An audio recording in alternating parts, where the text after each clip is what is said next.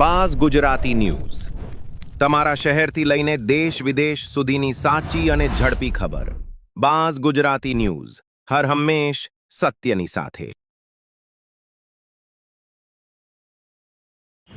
આ પોરબંદર મહાનગરપાલિકાના કમિશનર સાહેબ અત્યારે બોખેરાની અંદર હમણાં 12-13 કરોડનું ડિમોલેશન કર્યું અને નાના નાના કોઈ વીઘો 2 વીઘા જમીન વાવતા હતા એનું ડિમોલેશન કર્યું અને બીજા અનેક માણસોને નોટિસો આપ્યું કે ટૂંક સમયમાં ડિમોલેશન કરવામાં તો તમારા વાંધા રજૂ કરો અથવા કાગળિયા રજૂ કરો.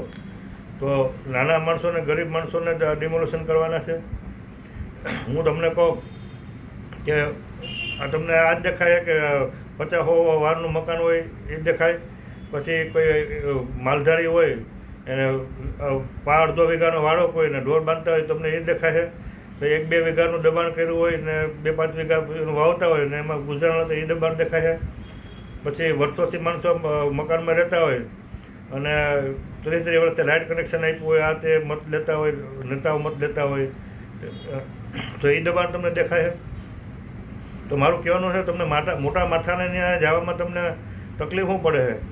તમને કંઈ તકલીફ પડે છે? તમે ત્યાં નથી જતા એટલે કમિશનરને કહો છો. નામજોગ મારું કહેવાનું છે કે માધવાણી કોલેજની દિવાલની બાજુમાં જે રાજેશ જાડેજા વીડી બાપુના દીકરા રાજેશ વિક્રમ જાડેજા એનું ઘોડાનો તબેલો ત્યાં કરેલો છે અને કોળીની જમીન છે હતી, સરકારશ્રી થઈ ગયેલી છે. 30 વર્ષ છે ગેરકાયદેસર કબજો તો છે, ઘોડાનો તબેલો કરો પણ ગેરકાયદેસર કનેક્શન છે લાઇટનું.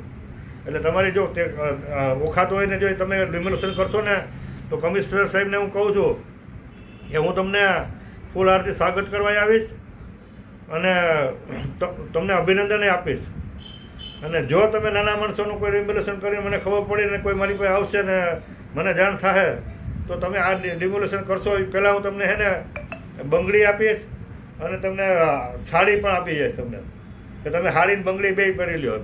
તમે પાણીયારાને ઓલા હોય અને તમારામાં તાકાત હોય તો જે મોટા મોટા માણસોનું છે એનું ડિમોલેશન કેમ નથી કરતા તમને? એટલે એક તમને આ નામ આપ્યું છે કે રાજેશ વિક્રમ જાડેજા, વીડી જાડેજાના દીકરો રાજુ દરબાર છે જાડેજા છે ને એનું દબાણ છે આપણે માધવાણી કોલેજની પાછળ. તો એ તમે ડિમોલેશન કરો. પેલું એક નામ આપું છું, પાયજડીઓ છે અને વર્ષોથી દબાણ કરીને બેઠો છે. પછી તમને હું લિસ્ટ તમને દેતો જઈશ ને તમે આગળ જેટલા ડિમોલેશન કરવા કરજો, હું તમારે હારે આવીશ. એટલે આવું નાટક બંધ કરો ને નહીં તો પછી આવનારા દિવસોની અંદર કોઈ ગરીબનું દબાણ દૂર કરશો તો નાથાપુરા મેદાનમાં આવશે અને જે પણ કાયદા મુજબ કરવું પડે અમે કરશું. અને કોઈ પણ સંજોગોની અંદર કોઈનું ગરીબ માણસનું દબાણ દૂર કરવા નહીં દઈએ. અને જો બળજબરી કરશો તો બંગડી પહેરવાની તૈયારી રાખજો. બસ મારે આટલામાં મેં વિડીયો બનાવ્યો છે.